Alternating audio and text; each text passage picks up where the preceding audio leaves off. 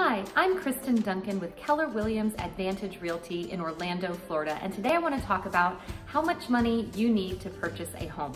So one of the most common myths about buying a property is that you need a 20% down payment. This is a lot of money.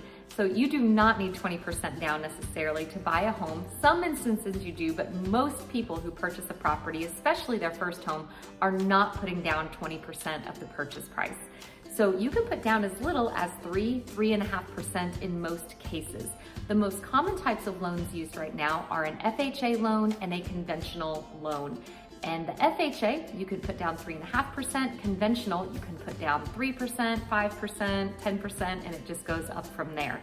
So as you can see, you do not need 20% down to purchase a property. So in addition to your down payment, you are going to have to think about closing costs. Closing costs pay for things like your lender fees, taxes when you purchase a property, the survey that you have to get.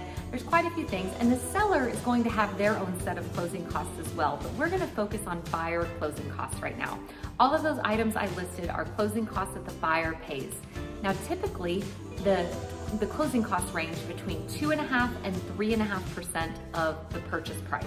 This is in addition to your down payment.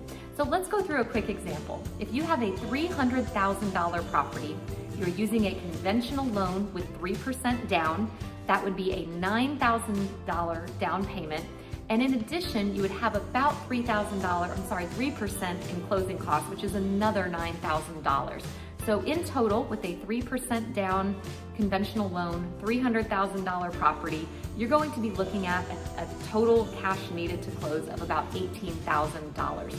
The bank is likely going to also recommend that you need a little bit in reserves, just in case someone loses a job or something bad happens. They're gonna like to see that you have a little bit of cash on the side in reserves.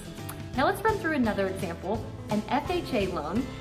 This one requires that you put 3.5% down payment, and the closing costs are just gonna be a little bit higher as well, closer to 3.5% of the purchase price.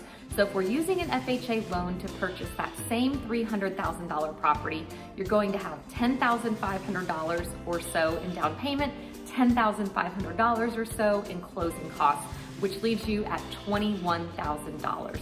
So if you have a $20,000 nest egg saved up, you should be in pretty good shape to purchase a property. Now, of course, there's other factors that help determine how much money you have to put down and how much your closing costs are going to be. And those factors are your income, your credit score, and your debt to income ratio. So again, I highly recommend, cannot say this enough, that you speak with a mortgage lender well in advance of purchasing a property. Even a year in advance is not too far ahead of time to speak with a lender. They're going to help you determine what type of loan to use, how much down payment you need to save up, and just all of the little details, what can help you optimize those parts of your loan. Maybe you don't need as much money down as you originally thought if you have a year to bring up your credit score or to reduce your debt to income. I hope this is helpful, and please let us know if you have any questions.